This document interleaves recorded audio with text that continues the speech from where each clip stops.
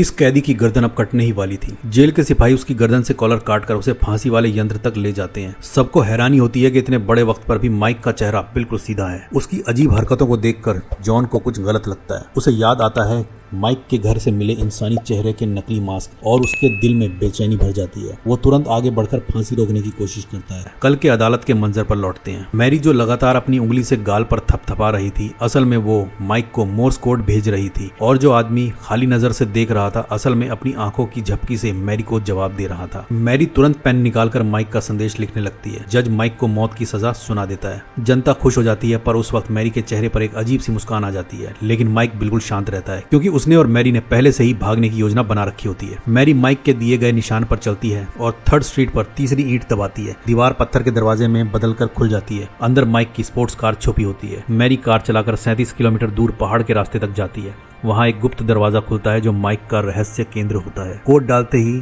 उसे एक तिजोरी मिलती है जो पैसे और अजीब सी रंगीन दवाओं से भरी होती है। वो लाल और पीले रंग का पोषण उठाती है और अगले प्लान के लिए चल पड़ती है। मैरी एक शानदार पोशाक पहनकर जस्टिस मिनिस्टर से मिलती है, जो कब से उससे मोहब्बत करता है। मिनिस्टर एक प्यार में डूबे हुए कुत्ते की तरह उसके जादू में आ जाता है। मैरी उसके कान में कुछ फुसफुसाती है और मिनिस्टर तुरंत उसकी हर बात मान जाता है। टेबल पर रखे अखबार में माइक की मौत की खबर देखकर मैरी कहती है कि वो देखना चाहती है कि असली शैतान कैसा होता है।